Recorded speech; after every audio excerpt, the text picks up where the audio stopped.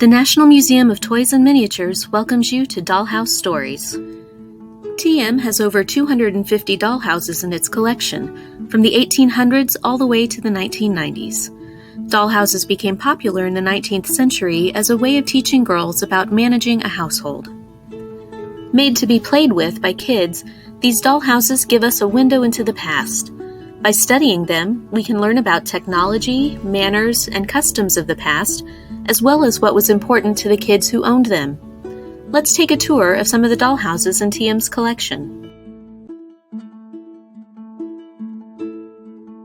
The Coleman House is the largest dollhouse in the collection. It's an amazing 9 feet tall. This dollhouse was built for the Coleman children of Lebanon, Pennsylvania around 1865. This extravagant toy reflects the wealth and position of the Coleman family through details such as stained glass windows, a servant's entrance with a bell, and gas lighting. The dollhouse looks like it's made of stone, but it is actually made of wood. Sand was mixed into the paint to give the house a stone-like texture.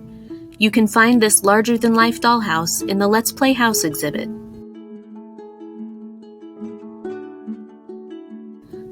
This dollhouse belonged to Annie Horatia Jones, who was born in 1876.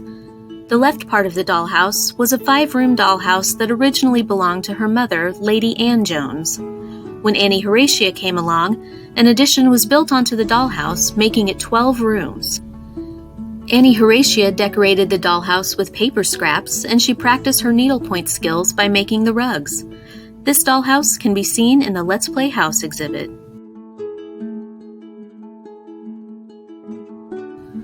William West Frazier, a Philadelphia businessman, had this dollhouse made around 1870 for his daughter Isabella.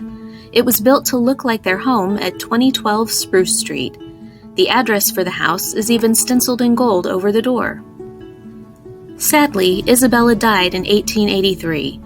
The dollhouse was then passed to her niece, who was also named Isabella.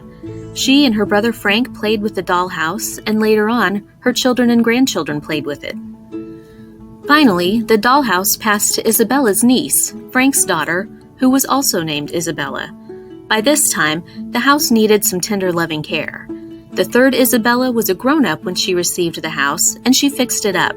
She donated it to the museum, and you can find it in the Let's Play House exhibit.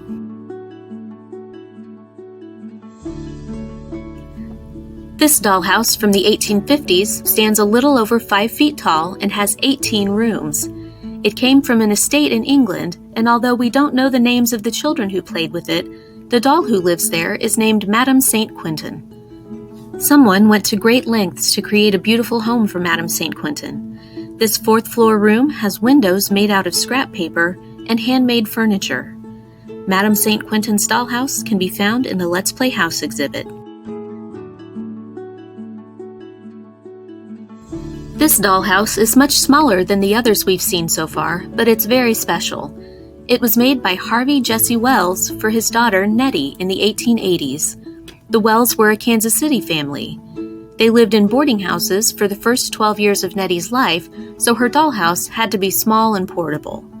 Nettie's mother, Ellen, used the dollhouse to teach Nettie the skills she would need as an adult. There are many wonderful sewing projects in the dollhouse, including quilts and a fashionable wardrobe for Nettie's doll, Gracie. Nettie made lots of books and note cards for Gracie. There's even what appears to be a handmade attendance book, which leads us to believe that Nettie liked to pretend to be a teacher just like her mother. You can find Nettie's dollhouse in the Toys from the Attic exhibit, and if you'd like to know more about Nettie, check out our video, A Family at Play, on our YouTube channel.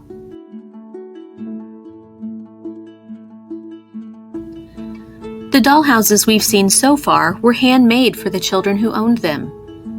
Later on, however, companies were able to make large numbers of dollhouses, like these you see here, in factories. Rather than being decorated by hand, many of these factory-made dollhouses came decorated with printed paper. They were smaller in size, making them easier to ship, and were more reasonably priced so middle-class families could afford them. The dollhouse continued to be a popular toy throughout the 20th century. Dollhouses were first made out of wood, but toy companies began to make them out of other materials like tin and plastic. The Playmobil dollhouse from the 1980s in this display is made of plastic, but it looks like a house from the 19th century when dollhouses first became popular. All of these dollhouses can be found in the Let's Play House exhibit. Now that you've heard all about these dollhouses, test your knowledge with this quiz. How tall is the Coleman Dollhouse, the largest dollhouse in the museum's collection? A. 3 feet tall, B. 5 feet tall, C. 7 feet tall, D. 9 feet tall.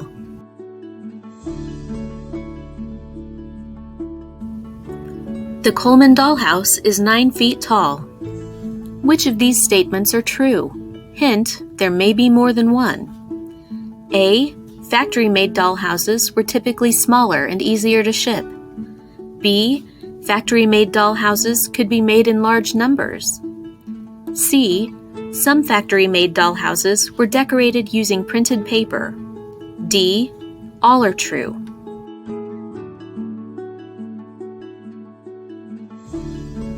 If you said all of those statements were true, you're right. True or false? By studying dollhouses, we can learn important information about the past.